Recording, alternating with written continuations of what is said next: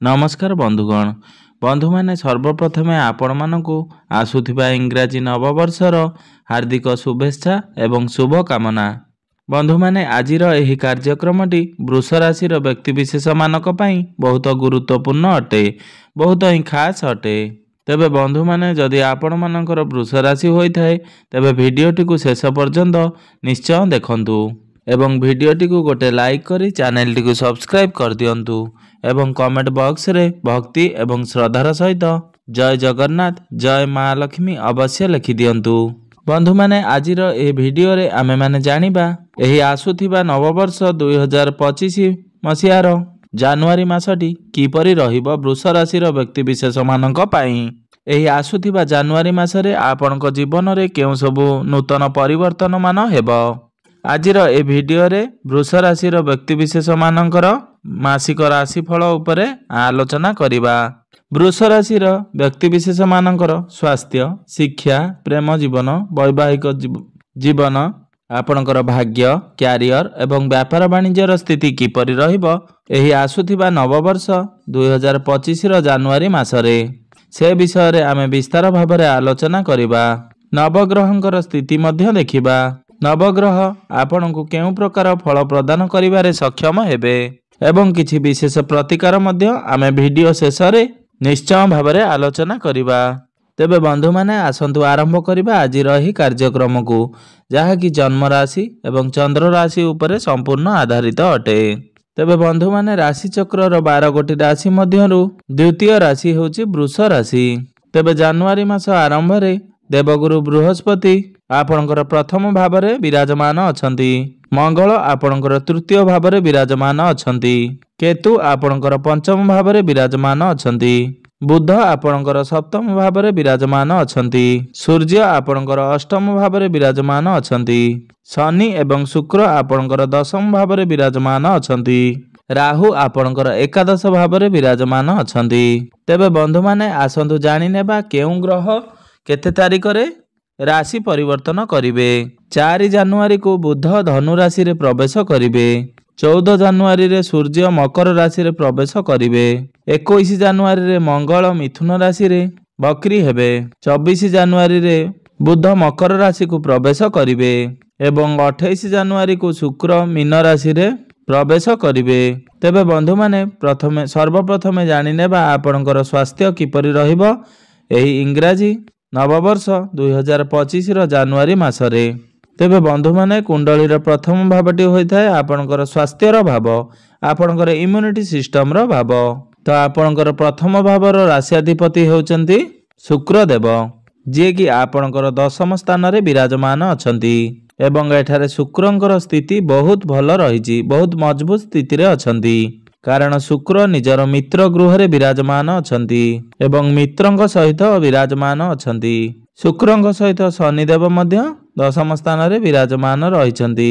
शुक्र आपणकर केंद्र रे विराजमान अछंती। 28 जानुआरी को शुक्र जेतेबेले निजर राशि परिवर्तन करिवे तो आपणकर एकादश भाव को चलन करिवे एवं एकादश भाव रे शुक्रंकर स्थिति आहुरी बहुत मजबूत रहिबो। शुक्र सेतेबेले उच्च स्थिति रे विराजमान करिवे। तो एही संपूर्ण मासटी जेहेतु शुक्रंकर बहुत भल रहुछि, एहार अर्थ होछि जे आपणकर स्वास्थ्य संपूर्ण मासटी रे सर्वश्रेष्ठ रहिबो। अर्थात एही मासरे आपणकर स्वास्थ्य को नै कोनोसी प्रकार चिंता करिवार आवश्यकता नाही। आपणकर स्वास्थ्य बहुत भल रहिबा कारणरू आपण कोनोसी बड़ कार्य करिवा पई चिंता करि पारंती। तेबे बंधु माने एबे आसंतु जानि नेबा आपणकर शिक्षा क्षेत्र किपरि रहिबो एही जानुआरी 2025 रे। शिक्षार्थी मानक पई किपरि रहिबो एही आसुथिबा जानुआरी 2025 मसियाटी। तो बंधु माने कुंडलीर पंचम भावटी होइथाय शिक्षार भाव। आपणकर पंचम भावर राशियाधिपति होचंदी बुध देव, जे कि आपणकर केंद्र रे बा सप्तम भावरे विराजमान अछंती। मात्र 4 जानुआरी को बुध आपणकर राशि परिवर्तन करी अष्टम भाव को चलन करिवे। बुध आपणकर नवम भाव को चलन करिवे पुणी थरे 24 तारिख को चलन करिवे। तो 12 जानुआरी रु नै 24 जानुआरी पर्यंत बुधंकर जो स्थिति रहुछि सेतेबेले बुध दुर्बल अवस्था रे रहुछंती। अर्थात जे पर्यंत बुध आपणकर अष्टम स्थान रे विराजमान रहुछंती ସେଠାରେ ବୁଧଙ୍କର ସ୍ଥିତି ଜମାରୁ ଭଲ ରହୁନାହିଁ। ଏହି ସମୟର ଅବଧି ମଧ୍ୟରେ ଆପଣଙ୍କୁ ନିଜର ପାଠପଢ଼ାରେ ଟିକେ ଗୁରୁତ୍ୱ ଦେବାର ଅଛି, କାରଣ ଏହି ସମୟରେ ଆପଣଙ୍କର ମନ ସ୍ଥିର ହୋଇନପାରେ। ଆପଣ ଅନ୍ୟମନସ୍କ ହୋଇପାରନ୍ତି। ପାଠପଢ଼ାରେ ଆପଣଙ୍କର ମନ ଆଦୌ ଲାଗି ନପାରେ। 4 ଜାନୁଆରୀ ପୂର୍ବରୁ ଆପଣଙ୍କର ପାଠପଢ଼ାର ସ୍ଥିତି ଭଲ ରହିବ ଏବଂ 24 ଜାନୁଆରୀ ପରେ ମଧ୍ୟ ଆପଣଙ୍କର ପାଠପଢ଼ାର ସ୍ଥିତି ବହୁତ ଭଲ ରହିବ। ତେବେ 4 ଜାନୁଆରୀରୁ 24 ଜାନୁଆରୀ ମଧ୍ୟରେ ଯେତେ ସମୟ ରହିଲା, ସେହି ସମୟର ଅବଧି ମଧ୍ୟରେ ଆପଣଙ୍କୁ ନିଜର ମନକୁ ସ୍ଥିର ରଖିବାକୁ ହେବ। ଆପଣଙ୍କର ଏହି ସମୟରେ ଯଦି କୌଣସି ଆଡମିସନ ନେବାର ଅଛି କିମ୍ବା କୌଣସି ଏକ୍ଜାମ ଅଛି, ତ 4 ଜାନୁଆରୀ ପୂର୍ବରୁ କିମ୍ବା 24 ଜାନୁଆରୀ ପରେ ଆପଣଙ୍କ ପାଇଁ ସମୟ ବହୁତ ଭଲ ରହିବ। ଏବେ ଆସନ୍ତୁ ଜାଣିନେବା ଆପଣଙ୍କର ପ୍ରେମ ଜୀବନ କିପରି ରହିବ ଏହି ଜାନୁଆରୀ 2025ରେ। ତେବେ ବନ୍ଧୁମାନେ, କୁଣ୍ଡଳୀର ପଞ୍ଚମ ଭାବଟି ଶିକ୍ଷାର ଭାବ ହେବା ସହିତ ପଞ୍ଚମ ଭାବଟି ଆପଣଙ୍କର ପ୍ରେମ ଜୀବନର ଭାବ ହୋଇଥାଏ। ଆପଣଙ୍କର ସନ୍ତାନ ସନ୍ତତିର ଭାବ। ଆପଣଙ୍କର ପଞ୍ଚମ ଭାବରେ କେତୁ ବିରାଜମାନ ଅଛନ୍ତି, ଯିଏକି 18 ମେ 2025 ପର୍ଯ୍ୟନ୍ତ ଆପଣଙ୍କର ପଞ୍ଚମ ଭାବରେ ହିଁ ରହିବେ। ଯେପର୍ଯ୍ୟନ୍ତ କେତୁ ଆପଣଙ୍କର ପଞ୍ଚମ ଭାବରେ ରହିଛନ୍ତି, ସେତେବେଳେ ପର୍ଯ୍ୟନ୍ତ ଆପଣଙ୍କର ପାର୍ଟନର ଯାହା ବି କିଛି କାର୍ଯ୍ୟ କଲେ ବି ବା ଯେତେ କିଛି ସାକ୍ରିଫାଇସ୍ କଲେ ବି ତାହା ଆପଣଙ୍କ ଆଖିକୁ ଦେଖାଯିବ ନାହିଁ। ଆପଣ ପ୍ରତ୍ୟେକ କ୍ଷେତ୍ରରେ ଡିସାଟିସ୍ଫାଏଡ୍ ଅନୁଭବ କରିବେ। ନଚେତ୍ ଛୋଟ ଛୋଟ କଥାକୁ ନେଇ ଆପଣ ତାଙ୍କର କମି ବାହାର କରିପାରନ୍ତି। ଛୋଟ ଛୋଟ କଥାକୁ ନେଇ ଆପଣ ପୂର୍ବ କଥାକୁ ଦୋହରାଇବାକୁ ଲାଗିବେ। ଏହାର ଫଳରେ ଆପଣଙ୍କ ଭିତରେ ଛୋଟ ଛୋଟ କଥାକୁ ନେଇ କଳି ଝଗଡ଼ା ମଧ୍ୟ ଦେଖା ଦେଇପାରେ। ଯେପର୍ଯ୍ୟନ୍ତ କେତୁ ଆପଣଙ୍କର ପଞ୍ଚମ ଭାବରେ ଅଛନ୍ତି, ସେ ପର୍ଯ୍ୟନ୍ତ ଏପରି ପରିସ୍ଥିତି ଆପଣଙ୍କର ଦେଖାଯିବ। ଅର୍ଥାତ୍ 18 ମେ 2025 ପର୍ଯ୍ୟନ୍ତ ଏଭଳି ପରିସ୍ଥିତିର ସାମ୍ନା ଆପଣଙ୍କୁ କରିବାକୁ ପଡ଼ିବ। ସେଥିପାଇଁ ଆପଣ ଆପଣଙ୍କର ପ୍ରେମ ଜୀବନ ଉପରେ ଟିକେ ବିଶେଷ ଧ୍ୟାନ ରଖିବାର ଅଛି। ଆପଣଙ୍କୁ ପ୍ରତ୍ୟେକ କ୍ଷେତ୍ରରେ ଟିକେ କମ୍ପ୍ରମାଇଜ କରି ଚଳିବା ପାଇଁ ପଡ଼ିବ। ଏହା ବ୍ୟତୀତ ଆପଣଙ୍କର ପଞ୍ଚମ ଭାବର ଅଧିପତି ବୁଧ ଆପଣଙ୍କର 4 ଜାନୁଆରୀରୁ 24 ଜାନୁଆରୀ ପର୍ଯ୍ୟନ୍ତ ଅଷ୍ଟମ ଭାବରେ ରହିବେ। ସେତେବେଳେ ଆପଣ ଆପଣଙ୍କର ପାର୍ଟନର ମଧ୍ୟ ଆପଣଙ୍କ ଉପରେ ନାରାଜ ହୋଇପାରନ୍ତି। ତ 4 ଜାନୁଆରୀରୁ 24 ଜାନୁଆରୀ ପର୍ଯ୍ୟନ୍ତ ଆପଣଙ୍କୁ ବିଶେଷ ଆପଣଙ୍କ ପ୍ରେମ ଜୀବନ ଉପରେ ବିଶେଷ ଧ୍ୟାନ ରଖିବାର ଅଛି, ଯେପରି ବିନା କୌଣସି କାରଣରେ ଲଢ଼େଇ ଝଗଡ଼ା ହେଲା ଭଳି ପରିସ୍ଥିତି ସୃଷ୍ଟି ନ ହୁଏ। ଆପଣଙ୍କ ଭିତରେ କୌଣସି ଯୁକ୍ତି ତର୍କ ନ ହୁଏ। ଏବେ ଆସନ୍ତୁ ଜାଣିନେବା ଆପଣଙ୍କର ବୈବାହିକ ଜୀବନ କିପରି ରହିବ ଏହି ଜାନୁଆରୀ 2025ରେ। ତେବେ ବନ୍ଧୁମାନେ, କୁଣ୍ଡଳୀର ସପ୍ତମ ଭାବଟି ହୋଇଥାଏ ଆପଣଙ୍କର ବୈବାହିକ ଜୀବନର ଭାବ, ଆପଣଙ୍କର ଜୀବନ ସାଥୀର ଭାବ। ଆପଣଙ୍କର ସପ୍ତମ ଭାବର ଅଧିପତି ହେଉଛନ୍ତି ମଙ୍ଗଳ ଦେବ, ଯିଏକି ଆପଣଙ୍କର ତୃତୀୟ ଭାବରେ ବିରାଜମାନ ଅଛନ୍ତି। 21 ଜାନୁଆରୀକୁ ମଙ୍ଗଳ ବକ୍ରି ହୋଇ ଆପଣଙ୍କର ଦ୍ୱିତୀୟ ଭାବକୁ ଆସିବେ। ବୁଧ ଆପଣଙ୍କର ସପ୍ତମ ଭାବରେ ବିରାଜମାନ ଅଛନ୍ତି। ତ ବୈବାହିକ ଜୀବନ ଆପଣଙ୍କର ଏମିତିରେ ତ ଭଲ ରହିଛି, ମାତ୍ର 21 ଜାନୁଆରୀ ପରେ ଆପଣଙ୍କ ଏହାଠାରୁ ଅଧିକ ଭଲ ରହିଛି। ସେତେବେଳେ ମଙ୍ଗଳ ଆପଣଙ୍କର ଦ୍ୱିତୀୟ ଭାବକୁ ଚଳନ କରିବେ, କାରଣ ତୃତୀୟ ଭାବରେ ମଙ୍ଗଳ ଆର୍ଗୁମେଣ୍ଟ ଦେବେ। 21 ଜାନୁଆରୀ ପୂର୍ବରୁ ଆପଣଙ୍କ ମଧ୍ୟରେ ଯେମିତି ଅଯଥା କଥାକୁ ନେଇ ଯୁକ୍ତିତର୍କ ନ ହୁଏ, ସେଥିପ୍ରତି ଆପଣ ଟିକେ ସତର୍କ ରହିବା ଉଚିତ। ସେତେବେଳେ ଆପଣ ଆପଣଙ୍କର ଜୀବନସାଥୀଙ୍କର ସ୍ୱାସ୍ଥ୍ୟ ଉପରେ ଟିକେ ଧ୍ୟାନ ଦେବା ଉଚିତ, କାରଣ ଏହି ସମୟରେ ତାଙ୍କ ସ୍ୱାସ୍ଥ୍ୟରେ କିଛି ସମସ୍ୟା ଦେଖାଦେଇପାରେ। ଆପଣଙ୍କର ଜୀବନସାଥୀଙ୍କର ଇମ୍ୟୁନିଟି ପାୱାର ଟିକେ ଡାଉନ୍ ହୋଇପାରେ। ତାଙ୍କର ଛୋଟ ମୋଟ ଜାଗାକୁ ଯାତ୍ରା ମଧ୍ୟ ହୋଇପାରେ। ସେ ତାଙ୍କର କାମ କାର୍ଯ୍ୟକୁ ନେଇ ଅଧିକ ସମୟ ବିଜି ରହିପାରନ୍ତି। ତ 21 ଜାନୁଆରୀ ପରେ ଏସବୁ ସମସ୍ୟାର ସମାଧାନ ହୋଇଯିବ। ଆପଣଙ୍କର ଭ୍ରମଣ ଯୋଗ ମଧ୍ୟ ରହୁଛି। ଆପଣ 2 ଜଣ ମିଶି କେଉଁଆଡ଼େ ଯାତ୍ରା କରିପାରନ୍ତି। ଏବେ ଆସନ୍ତୁ ଜାଣିନେବା ସବୁଠାରୁ ଗୁରୁତ୍ୱପୂର୍ଣ୍ଣ ବିଷୟବସ୍ତୁ ଆପଣଙ୍କର ଭାଗ୍ୟ, କ୍ୟାରିୟର ଏବଂ ବ୍ୟାପାର ବାଣିଜ୍ୟର ସ୍ଥିତି କିପରି ରହିବ ଏହି ଜାନୁଆରୀ 2025ରେ। ତ ବନ୍ଧୁମାନେ, କୁଣ୍ଡଳୀର ନବମ ଭାବଟି ହୋଇଥାଏ ଆପଣଙ୍କର ଭାଗ୍ୟର ଭାବ ଏବଂ ଦଶମ ଭାବଟି ହୋଇଥାଏ ଆପଣଙ୍କର କ୍ୟାରିୟରର ଭାବ, ଆପଣଙ୍କର କାର୍ଯ୍ୟ କ୍ଷେତ୍ରର ଭାବ। ତ ଆପଣଙ୍କର ନବମ ଭାବର ଅଧିପତି ହେଉଛନ୍ତି ଶନି ଦେବ, ଯିଏକି ଆପଣଙ୍କର ଦଶମ ଭାବରେ ବିରାଜମାନ ଅଛନ୍ତି, ଯାହାକି ଆପଣଙ୍କ ପାଇଁ ରାଜଯୋଗ ସୃଷ୍ଟି କରୁଛି। କାରଣ ଆପଣଙ୍କର ଭାଗ୍ୟ ଭାବର ସ୍ୱାମୀ ଦଶମ ଭାବରେ ଆପଣଙ୍କର ରାଶି ସ୍ୱାମୀ ସହିତ କେନ୍ଦ୍ରରେ ବିରାଜମାନ ଅଛନ୍ତି ଏବଂ ସିଏ ସେଠି ବହୁତ ମଜବୁତ ଅବସ୍ଥାରେ ଅଛନ୍ତି। ଆପଣଙ୍କର ସୁଖ ଭାବକୁ ଦୃଷ୍ଟି ଦେଉଛନ୍ତି କାରଣ ଯେତେବେଳେ ରାଶି ସ୍ୱାମୀଙ୍କର କନେକ୍ସନ ଭାଗ୍ୟ ସ୍ଥାନକୁ କେନ୍ଦ୍ରରେ ହୋଇଥାଏ ଏବଂ ସୁଖ ଭାବକୁ ଦୃଷ୍ଟି ପଡ଼ିଥାଏ ତ ଏହାର ଅର୍ଥ ହେଉଛି ଭାଗ୍ୟ ଆପଣଙ୍କୁ ପୂର୍ଣ୍ଣ ମାତ୍ରାରେ ସାଥ ଦେବ।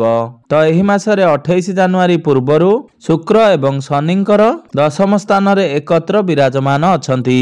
ତ 28 ଜାନୁଆରୀ ମଧ୍ୟରେ ଆପଣ ଯାହା ବି ଚାହିଁବେ ଆପଣ ଆପଣଙ୍କର ଭାଗ୍ୟ ବଳରେ ତାହା କରିପାରିବେ। ତ ଆପଣ ଏହି ସମୟରେ ଯଦି କୌଣସି ବଡ଼ କାର୍ଯ୍ୟର ଆରମ୍ଭ କରିବା ପାଇଁ ଚାହୁଁଛନ୍ତି, କୌଣସି କ୍ଷେତ୍ରରେ ଇନଭେଷ୍ଟମେଣ୍ଟ କରିବା ପାଇଁ ଚାହୁଁଛନ୍ତି କିମ୍ବା ଜମି ଜମା କ୍ରୟ କରିବା ପାଇଁ ଚାହୁଁଛନ୍ତି କିମ୍ବା ଯାନବାହନ କିଣିବା ପାଇଁ ଚାହୁଁଛନ୍ତି ତ 28 ଜାନୁଆରୀ ପୂର୍ବରୁ ଯଦି ଆପଣଙ୍କର କୌଣସି ମିଟିଂ ବା ଡିଲ୍ ରହିଛି, ଆପଣଙ୍କ ଗୃହରେ କୌଣସି ଶୁଭ ମାଙ୍ଗଳିକ କାର୍ଯ୍ୟର ଆୟୋଜନ କରିବା ପାଇଁ ଚାହୁଁଛନ୍ତି ତ ଆପଣଙ୍କୁ ପ୍ରତ୍ୟେକ କ୍ଷେତ୍ରରେ ନିଶ୍ଚିନ୍ତ ଭାବରେ ସଫଳତା ପ୍ରାପ୍ତି ହେବ। ଆପଣଙ୍କର ଭାଗ୍ୟ ସହ ଜଡ଼ିତ ପ୍ରତ୍ୟେକ କାର୍ଯ୍ୟରେ ଆପଣଙ୍କୁ 28 ଜାନୁଆରୀ ପୂର୍ବରୁ ନିଶ୍ଚିନ୍ତ ଭାବରେ ଆପଣଙ୍କୁ ସଫଳତା ପ୍ରାପ୍ତ ହେବ। ଏବେ ଆସନ୍ତୁ ଜାଣିନେବା ଆପଣଙ୍କର କ୍ୟାରିୟର କିପରି ରହିବ ଏହି ଜାନୁଆରୀ 2025ରେ।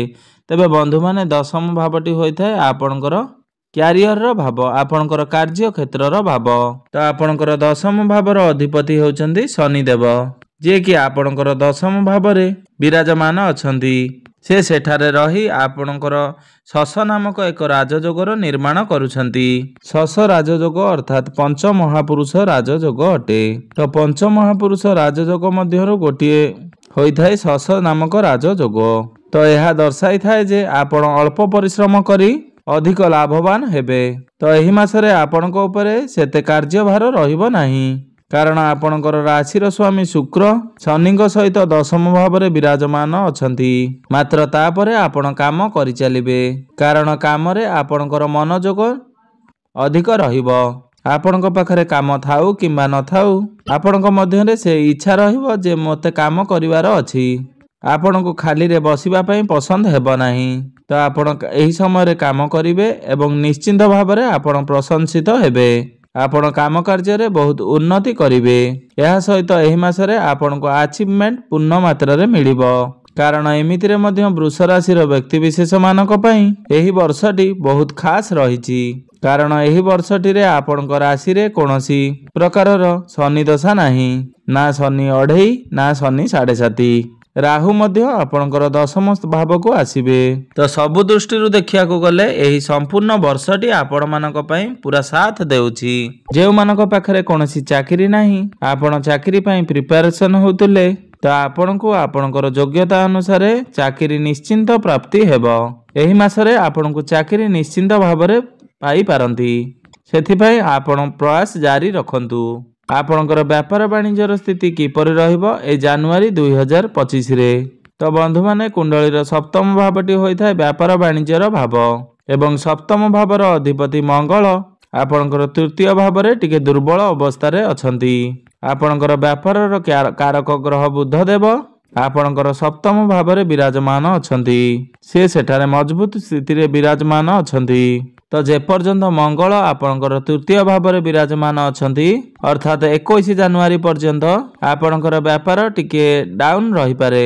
ମାତ୍ର 21 ଜାନୁଆରୀ ପରେ ଯେତେବେଳେ ମଙ୍ଗଳ ବକ୍ରି ହେବେ ବା ଦ୍ୱିତୀୟ ଅବସ୍ଥାକୁ ଆସିବେ ସେତେବେଳେ ଆପଣଙ୍କର ଡେଲି ଇନକମରେ ଗ୍ରୋଥ ଆସିବ।